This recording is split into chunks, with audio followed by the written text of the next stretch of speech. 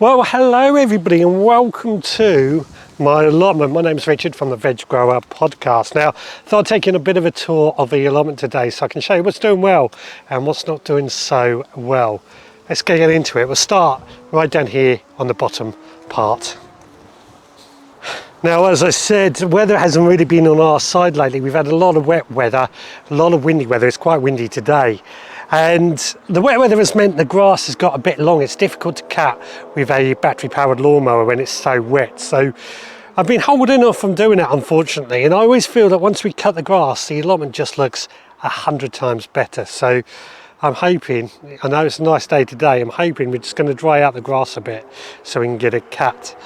But what I have found, my beans, we've done really well with French beans and runner beans so far, and there's still plenty more to come. But the strong winds a couple of weeks ago actually blew over the stakes. And what I've decided, I've just left it as it is for the time being, just because trying to move it is going to end up endangering the rest of our beans. So I wanted to leave those as they are for the time being, and we'll worry about it when the beans are lifted. But we are getting a decent amount of Belotti beans I'm really pleased about. We've got to leave those to dry, but they're going to produce some really, really lovely beans.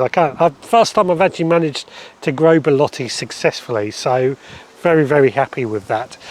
Now, just down here I put in a load of French beans, and these replaced the broad beans that were in there. Again, the strong winds have just wiped off the leaves and everything, so they're not doing great. We're hoping they're still going to bounce in and live something. And then the third bean bed, basically that was actually peas, and peas just been unsuccessful this year. So I've just thrown in some spare plants, some tomatoes and a squash plant, which seems to be doing okay, and we're hoping that that's just going to do fantastic. Now, just behind these beans, we've got this pear tree, which is just laden with fruit. It's absolutely fantastic. I'm looking forward to just seeing how much fruit we actually get from that entire tree later on this year. But this brings me up to our potato beds, funnily enough. Now, our first earlies, which are in the far bed, we have harvested all the first early potatoes and I've planted leeks in their place. We had a good crop of first earlies, I'll be honest.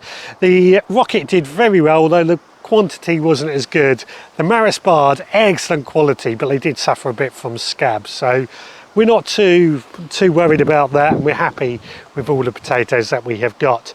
But they are now empty, planted up with leeks, and that means we're going to start soon harvesting our second early potatoes. Weirdly, again, the second earlies are showing signs that they're dying down. So I think once we start harvesting those from the second bed, we'll start seeing some good results on those. And then the main crop potatoes, now there's two beds of main crops because I gave them a bit of extra space. And the weird thing is that each bed has two varieties in them, Sarpo Myra and Maris Piper. Now the Maris Piper bed potatoes in both beds have died down rather early, possibly due to the hot weather. Whereas the Sarpo Myra are just thriving. Now, it's not unusual for the Maris Piper to not do well here. There's something that, for some reason, I don't know why I grow them. I like the potatoes. They just don't seem to do too great here.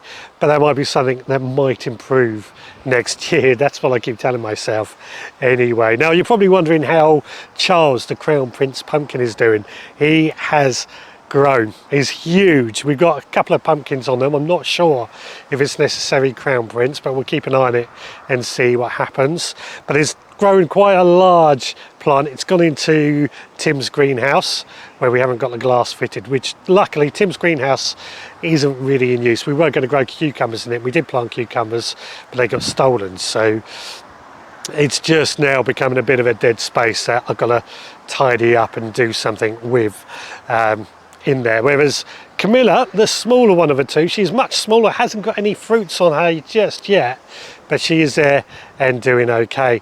And then Grandad's greenhouse, just full of tomatoes and doing great. Now that pretty much brings us up to everything that's going on at this bottom half of the allotment. So let's head on up to the top half of the allotment and I'll show you what's going on up there. Now, another casualty of this strong wind has been our global artichoke, which is completely flattened. Now, that's not the end of the world. I didn't really use globe artichokes, and I'm still in two minds about whether or not I keep that plant. I'm probably going to get rid of it at some point. Difficult one to get rid of though, I'll be honest, but being flattened doesn't make the end or much of a difference. So let's step into this top half. So this bed here, we had garlic growing in, which we've harvested.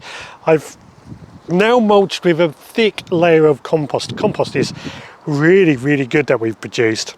And I've actually sown some more beans and peas in there, just as a late crop. We'll see how they get on. Bit protected with the high sides, and we do get some fairly good late seasons here, so we might be okay with that. In this bed here, we've got a Brussels sprouts, which are actually doing pretty good. We're actually getting Brussels sprouts start to form, so happy with that. And then we've got some purple sprouting broccoli. Probably ain't going to produce anything till next year, but that doesn't matter. And then in the rest of that, we've got some empty spaces that we can fill in with some late winter, spring crops. You know, next year this is going to be for onions and things, so not the end of the world if it doesn't get used.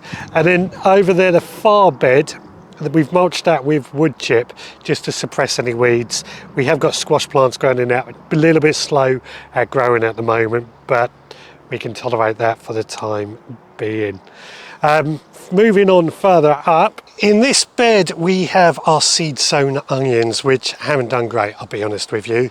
I always had trouble growing from seeds, but the bed itself did get very, very weedy, which was proving very, very difficult, as you can see. Not to worry, we will sort that for next year, and I think what's the beans again next year, so good thick layer of mulch, it should be okay and a bit more successful. This bed, however, and we've had cabbages and cauliflowers out of it, all of which have been harvested and leaving a bit of empty space. Now this is going to be for our winter sown onions next year, so we're sort of a little bit unsure whether to start planting up something to last 2 months or not. Might pot something quick, turnips or radishes, not sure just yet in there, but if I do, I've got to do it this week.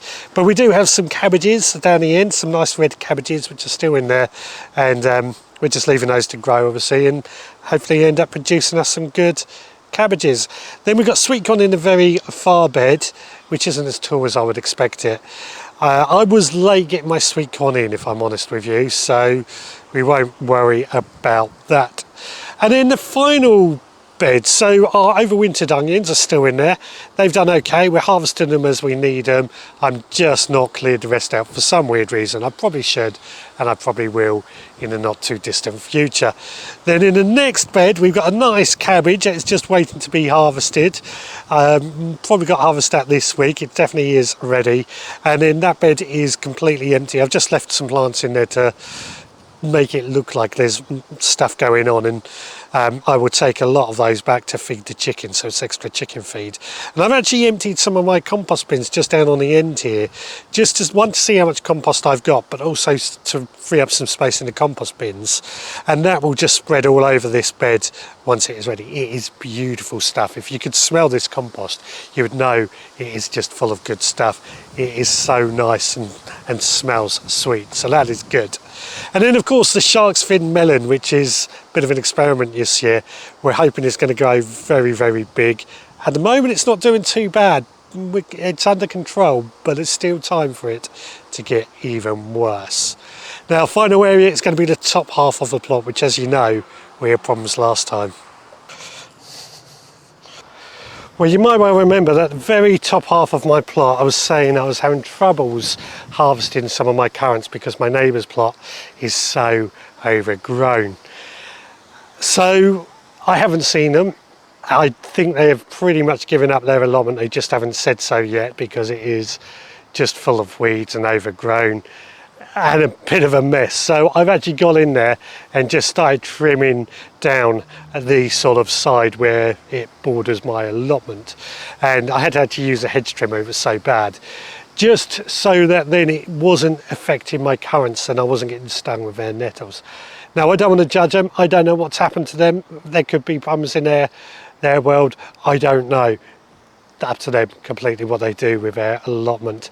It's just when it's affecting me, I took necessary action to deal with it, and it worked out. We got some really good currants and gooseberries, so very, very happy with that.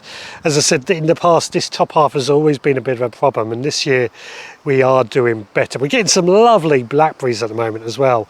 These are the thornless variety, and they are doing fantastic, so very, very happy with that. But again, this top half could be better. Well, that brings us up to the end of this week's video, this tour of the allotment. So thank you so much for watching, and I'll see you again in the next one. Until then, please take care.